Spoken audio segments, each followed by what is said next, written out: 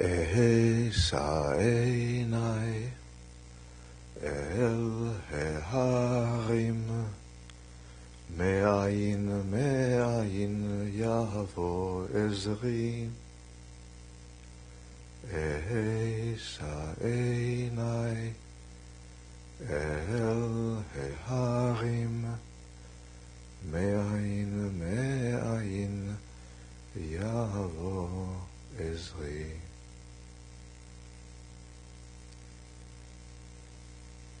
Thank you for joining us on this sunny, wintry Friday afternoon to celebrate the life of Mark Bridavsky. At a moment like this, the psalmist wrote, "I cast my eyes onto the mountains. Where will my help come from? Where will I find help?" To think to himself at the time, perhaps my help will come from the source of life, creator of heaven and earth. At that time, to say to our husband, our father, our grandfather, our friend, "The Almighty will not suffer your foot to be moved. He who keeps you will not slumber. The God who keeps Israel neither slumbers nor sleeps." God is now your keeper. God is your shade upon your right arm.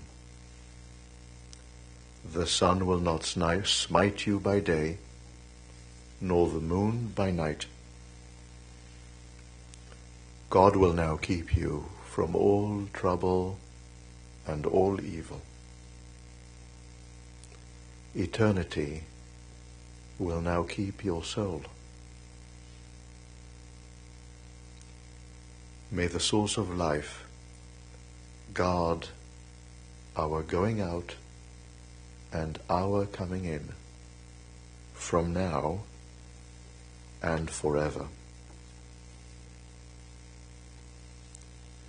For those of you who know Psalm 23, I'm going to ask you to join me in the Hebrew and then in the English.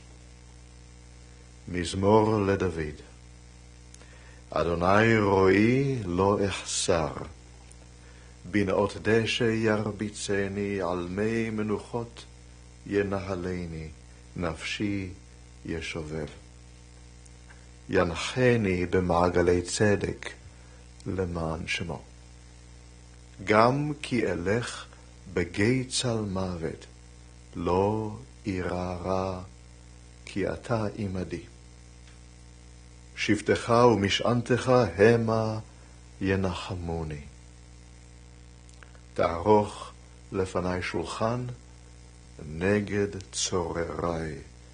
דישנת בשמן ראשי, כוסי רוויה. אך טוב וחסד ירדפוני כל ימי חיי, ושבתי בבית אדוני לאורך ימים. And for those of you who know the English, "The Lord is my shepherd, I shall not want. He maketh me to lie down in green pastures. He leadeth me beside the still waters. He restoreth my soul. He guideth me in straight paths for his name's sake. Yea, though I walk through the valley of the shadow of death, I will fear no evil, for thou art with me. Thy rod and thy staff, they comfort me. Thou preparest a table before me in the presence of mine enemies. Thou hast anointed my head with oil, my cup runneth over. Surely goodness and mercy shall follow me all the days of my life, and I shall dwell in the house of the Lord forever.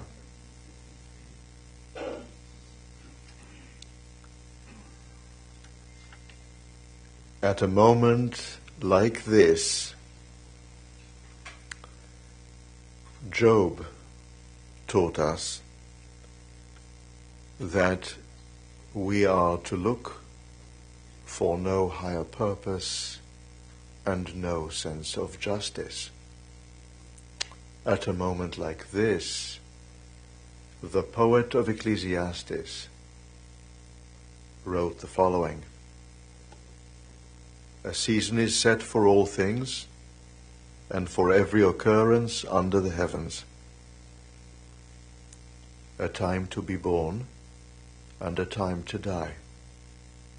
A time to plant, and a time to uproot the planted.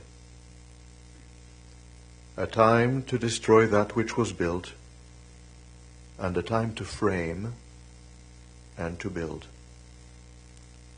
A time to cry, and a time to laugh. A time to weep, and a time to dance. A time to cast stones, and a time to collect stones. A time to embrace, and a time to shun the embrace. A time to seek, and a time to lose. A time to preserve, and a time to discard. A time to tear, and a time to sow. A time to love, and a time to hate. A time to struggle, and a time to make peace.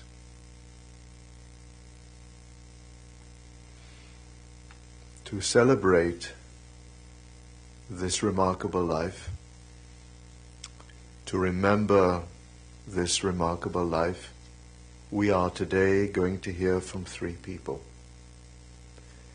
I am going to call them up here in order. The first person we are going to hear from is Asya, the daughter. We are then going to hear from Dr. Felix Wilinski, a close family friend. And then we are going to hear from Michael, Misha. So it now gives me a great sense of honor to call up here Asya to please share your words with us.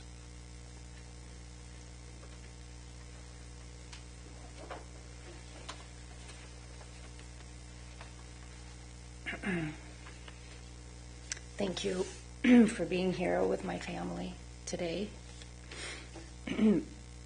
My first memory of Mark is etched in my mind like a scene from a Tarkovsky movie. Mark is sitting in front of giant speakers, listening to jazz, his fingers tapping in time to the music, while smoke from his pipe wafts around him. We are in the apartment building on Svetlanovsky Prospect in Leningrad, now known as St. Petersburg.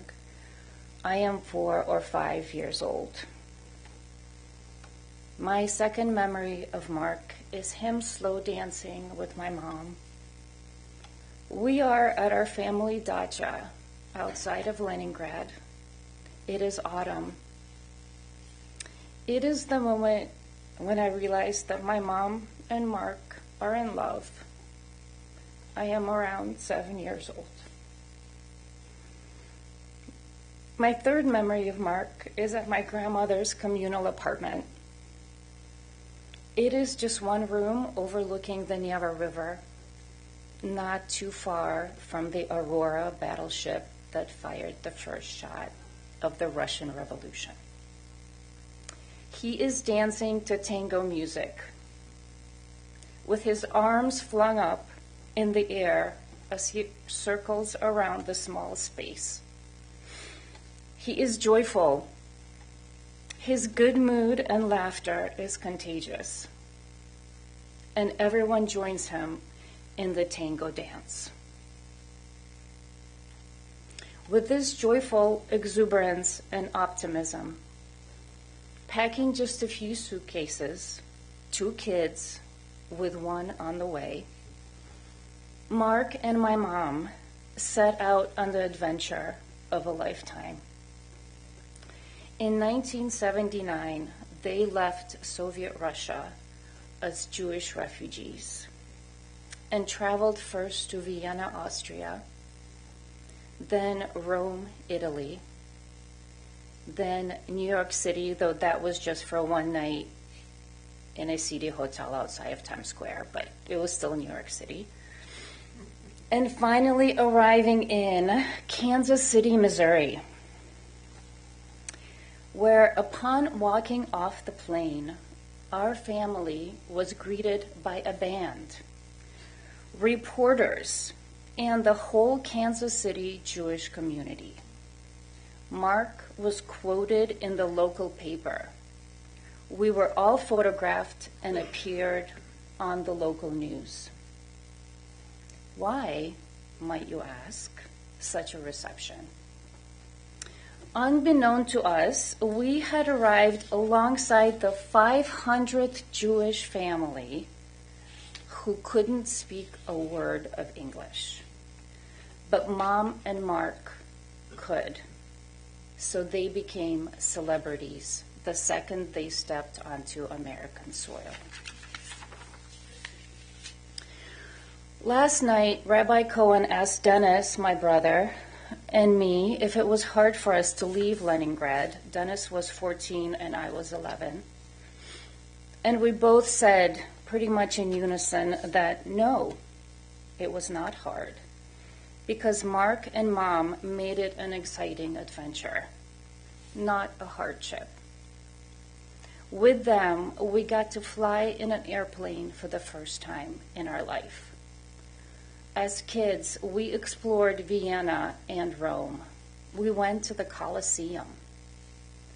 I still remember visiting the Sistine Chapel and seeing the Pietà by Michelangelo for the first time. For 3 months, we got to live a few blocks from the Mediterranean Sea. It was November, December, January, it was freezing, but we were still a few blocks from the Mediterranean Sea.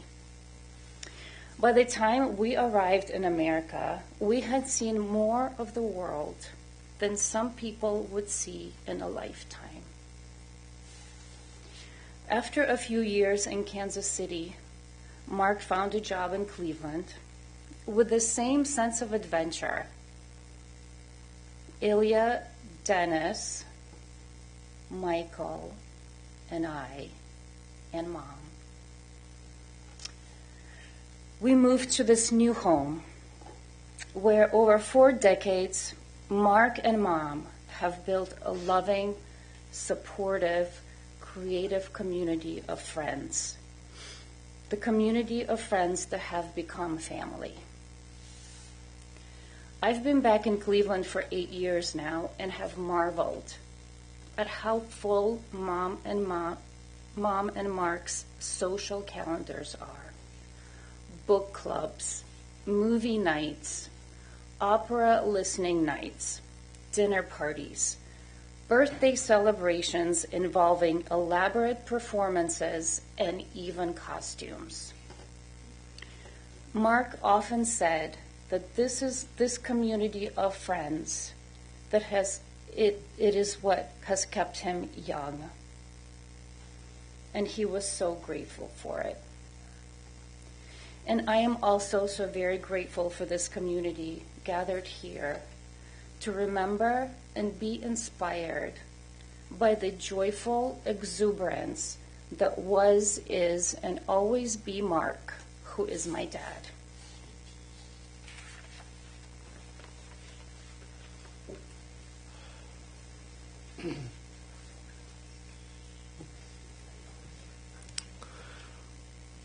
Thank you. Yes, Dr. Wilinski. Felix, please come up.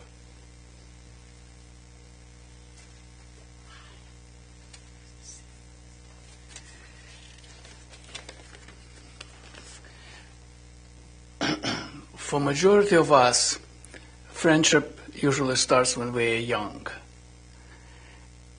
Our friendship with Mark started in the United States, so we were, shall we say, in quite mature age.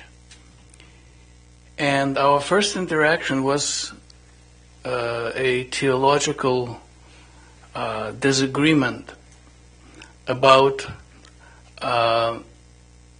rabbinical services for the Russian community.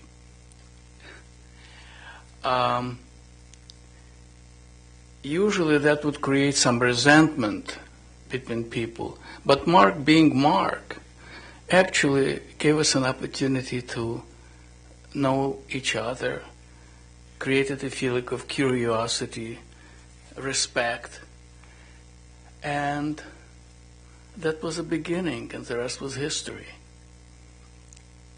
For us, history was many dinners together, trips to Niagara-on-the-Lake, and practically daily talking to Mark about everything. For a lot of people, Mark was a different person, like he was a loving father. He was a great professional, building a station, a power station back in Russia and Soviet Union, and having a very successful career here. But for me and people like Simon, who just mentioned to me that he had a great sense of humor talking to Mark and laughing like they were 12 years old. Mark was blessed having in his life Anna, who never let him to be old. She was also creating a lot of opportunities for us. She was instrumental to creating this Haverim-Old Cockers Club. When we, after a shot of vodka, try to solve all the problem of the world. That was the wonderful feeling of that. But most importantly, Mark was, I could not find better word than the Yiddish word, a mensch. We knew that you can always rely on Mark without fanfares, without big words. He was there. And when you needed, he was always there.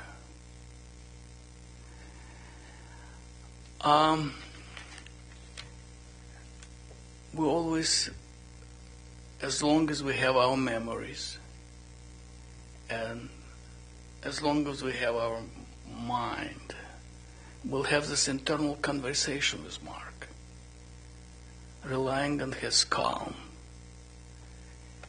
thoughtful demeanor, his wisdom. Thank you, Mark, for being in our life.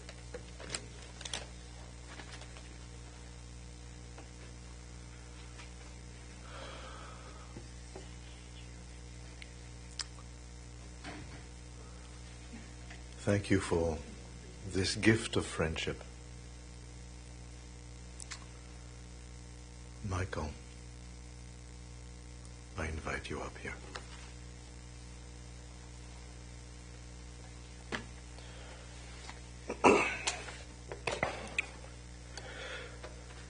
Thank you, Asha. You were remarkable. You were afraid to talk, but you sounded like a pro. Thank you, Felix. You've been such a good friend to my mom and my dad. I was boasting earlier about how good I've become at public speaking, because for those of you that don't know, my cat got really famous by accident. And I was forced to talk in front of people, but I'm still very nervous.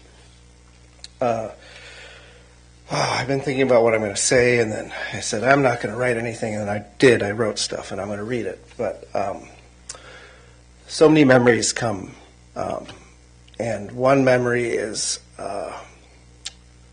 I won some writing competition. Do you remember this? My near-death experiences. And I just wrote about stuff that happened that I thought was funny, that I almost died. It's not funny, but I was a kid. And so I won first place for this, and I got to read it very much like this in the library. And my dad, Pops, was sitting there, and he was very proud. And I had the thing I wrote that I won first place for in front of me, and I looked at it, and instead of reading it, I just told the stories about how I almost died when Mom, you pushed me out from under a falling garage door. And he was so upset. He said, "Why didn't you read what you wrote?" And that just came to me because right now I wrote this and I'm not reading it. So, my Pops is a towering figure in my psyche, as an authority, as a role model, and as a friend. His deep voice, his hearty laugh, inquisitive nature, genuine charm, and clever and unassuming sense of humor were impossible not to love. And all that knew him loved him deeply. He somehow managed to be easygoing, unpretentious and humble, while simultaneously all-knowing and very proud. He was an exceptionally good-looking dude, and I know this because he told me so. He was very proud of his good looks. He considered himself so good-looking that in his youth he would stage his own glamour shots. Then he showed them to me to prove how good-looking he was. And the photos were quite good. In fact, that's how and why I became interested in photography. He would take me with him to shop for stereos and speakers, and I love these trips, and I love switching between speakers and hearing which ones were the best and then bringing them home. And that's how I became interested in audio fidelity, which is pretty much my career. I still switch between speakers every day. Then he'd have me help him set up the new stereo system, and that's how I became interested in sound engineering. And then we listened to his favorite jazz albums, and that's how I became interested in music. He tried to teach me how to solder, and that's how I became interested in electronics, and how I found out that my dad doesn't know everything. I had to relearn it. He effortlessly rocked short shorts, a killer beard, and he perfectly smoked a pipe. And that's how I became interested in being cool, but never quite reached that Mark Bridavsky peak. My friends in high school used to call him the Soviet Sean Connery. He effortlessly rocked cow suspenders and goofy hats, as you can see over there. And that's how I learned not to take myself too seriously. This is all to say that he was an outsized influence on the person standing here talking to you today.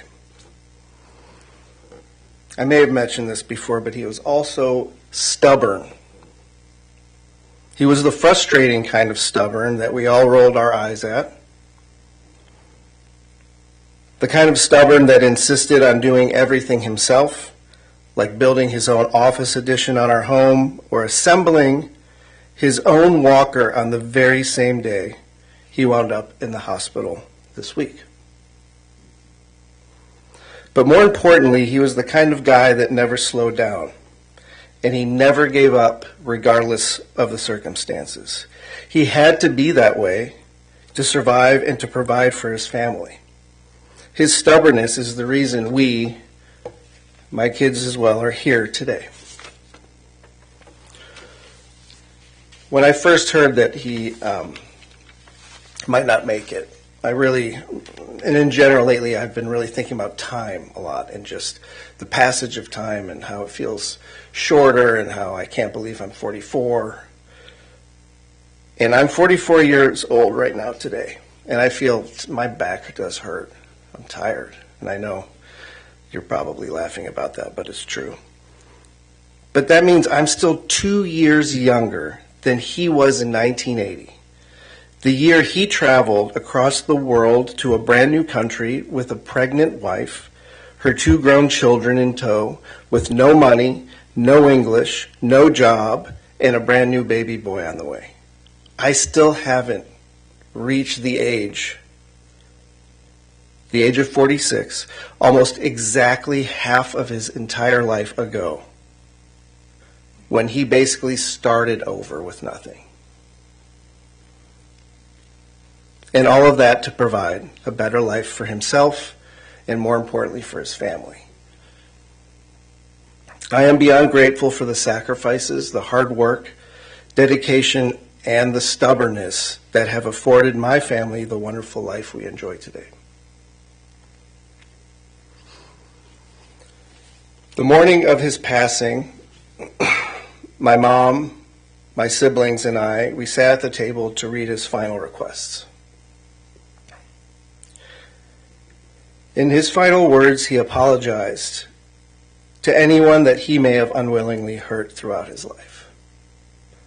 And I wanted to say that I forgive you, Pops. He also forgave anyone that may have unwillingly hurt him, and I know that at times that was me. And I want to thank you for your forgiveness, Pops. I love him deeply. I look up to him always, and I am immensely proud to call him my father. And even though he always wanted to be, or at times envisioned himself as the smartest and most knowledgeable person in the room, his greatest assets were actually that he will be remembered by forever were his generosity, his warmth, his sense of humor, his love of life, and his impossibly stubborn love for his family. See you on the other side, Papushishka.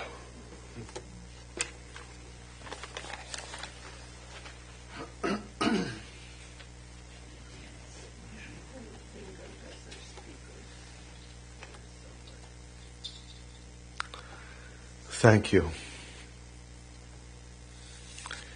I promised Anna that I would not say much, but I feel the need to add a few words. So Anna and the children, please forgive me.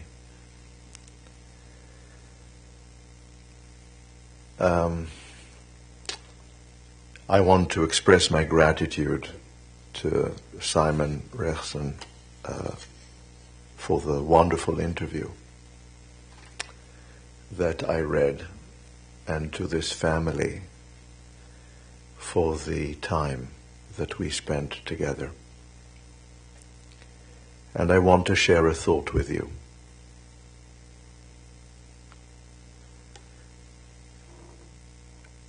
This life that we're celebrating, Mark's life, is not only remarkable for his achievements, it is not only remarkable for his love and for his joy. It is remarkable for being, and it is remarkable for all of you being here now with us. And I want to share a few moments of that life with you. and I want to frame them for a second. On the 22nd of June 1941, Hitler launched the Barbarossa campaign against the Soviet Union. By the end of July, White Russia had largely been conquered, as well as the whole of the west of Ukraine. By mid-August, Hitler's armies were at the gates of Kiev. Mark at the time was 8 years old. His mother didn't want to leave. Family was being taking care of other people. They didn't particularly want to leave. His father was killed, would be killed in the front. Other relatives would be killed. At the very end of August, or perhaps beginning of September of 1941, in the midst of 3 days of rain, this family fled with Mark to the east and then to the south. These were times of intense aerial and artillery bombardment of Kiev, of the whole area. On the 7th of September, Hitler's armies surrounded Kiev, and within 2.5 weeks, the city fell. Had the family waited 1 or 2 more days, they wouldn't have come out. They would not have come out. Sometimes timing is everything. In 1951, Mark is a high school graduate. And he wants to, being bright and a great student, very promising, to go to a high-profile polytechnic or university. But 1951, for those of you who may not be familiar, is also the year of Stalin's doctors' plot, the trial of the doctors in the Soviet Union. For those of you who don't have this in your minds, doctors, Jewish doctors, are accused now of poisoning and killing Soviet leaders. 1.5 dozen Jewish doctors are arrested. 7 of them are eventually killed. Others die in prison. Well, they don't just die, but they lose their lives in prison. Anti-Semitism is rampant, and Mark is unable to get into the polytechnic of his choice in Kiev. But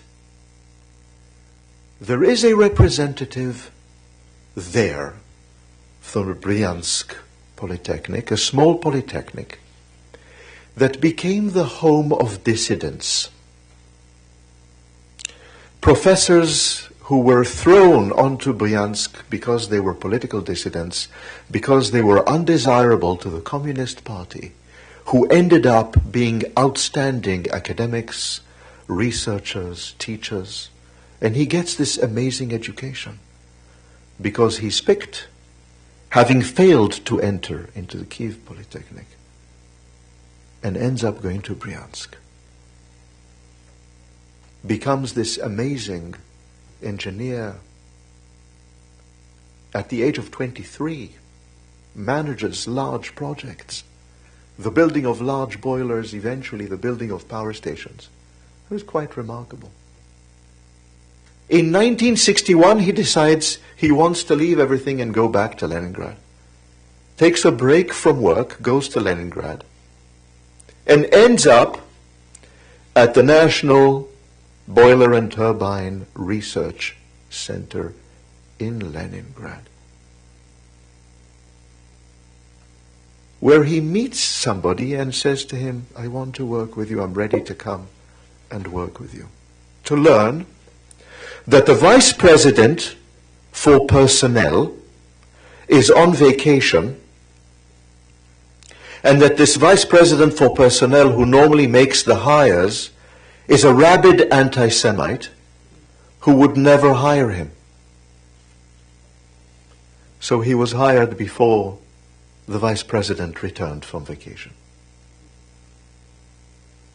As a senior physicist, setting him on the path towards a PhD, towards a doctorate in science.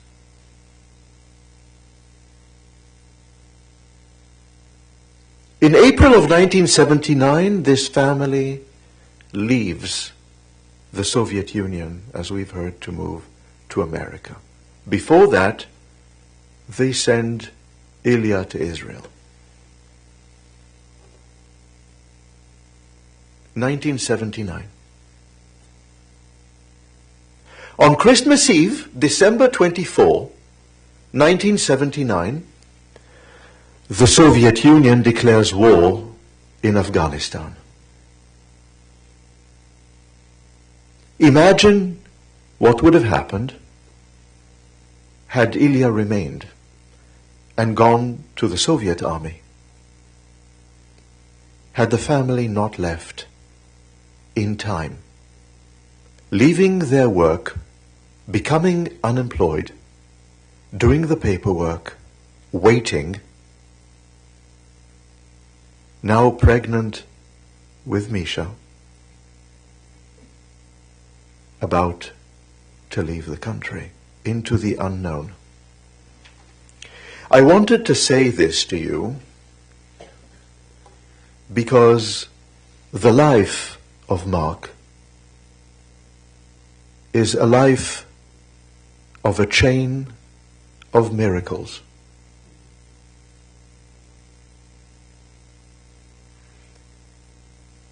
Had they not left Kiev in time when he was a child,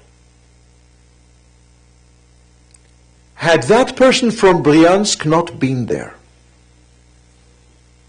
had the vice president for personnel not been on vacation, had the timing of the departure of the family from the Soviet Union been a little bit different,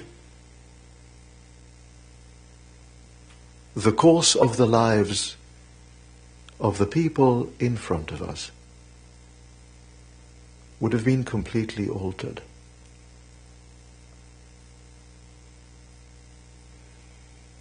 I want to suggest to you that we in this country speak of the greatest generation. The generation of people who served in the Second World War and who liberated the world from the Nazi scourge and from their allies, especially in the Pacific. There's going to be a time when we speak of the Jewish greatest generation.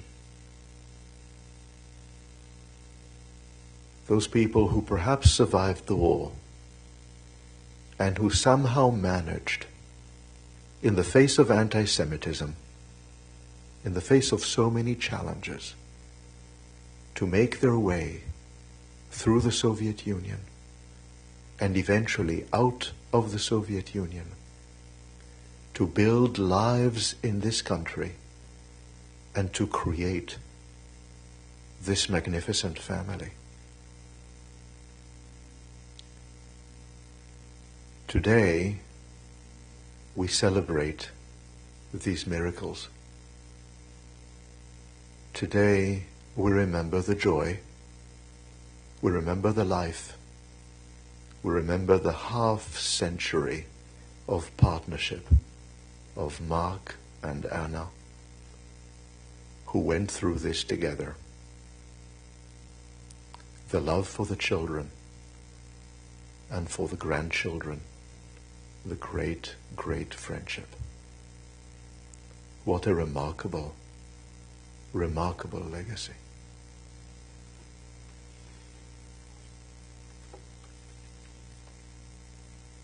I'm going to invite you, ladies and gentlemen, to please rise for the El Maleh Rachamim.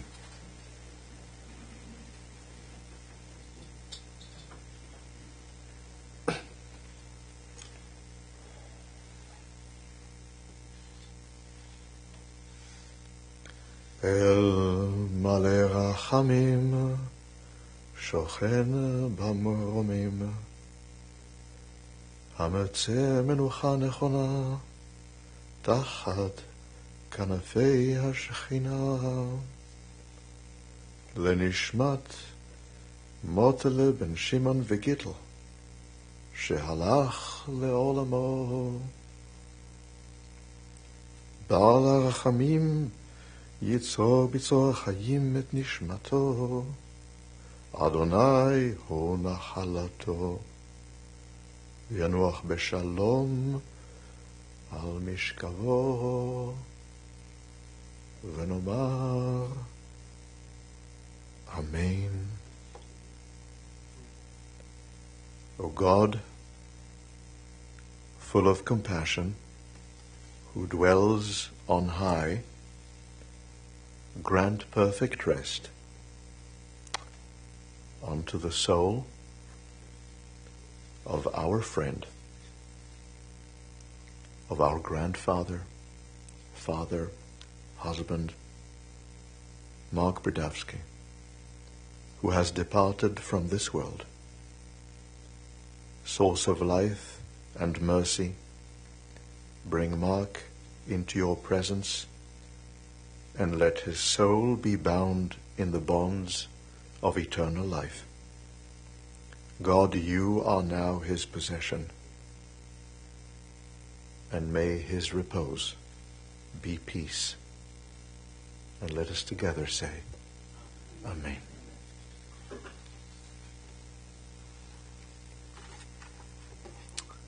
I'm going to ask the pallbearers to please come forward.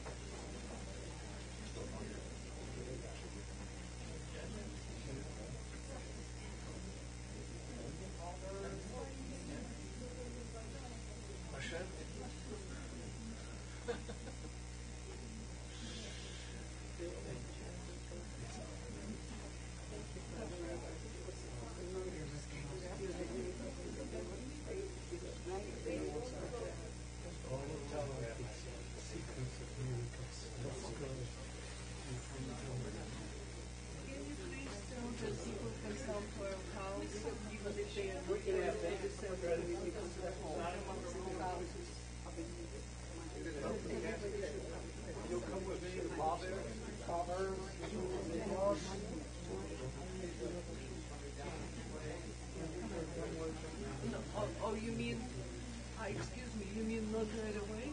No, they should come right away. But we're going to the cemetery. But if they're not going to the cemetery, the door is open. They can wait there. Friends, if I may make an announcement, those of you who are not going to be able to join us at the cemetery are invited to come to the family home following this service. Thank you very much. Yes, and of course the rest. I mean, the house is open. And then we're going to ask the rest of the family to please follow behind the casket. The rest of the family, we're going to follow.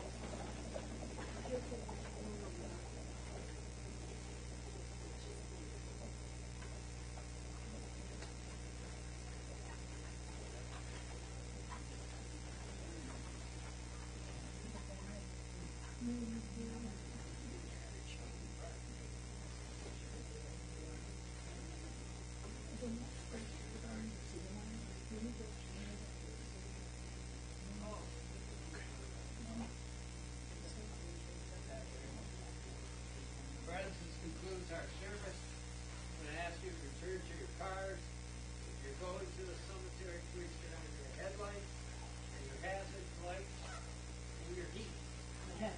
Thank you for being here on behalf of the family. Where's your car?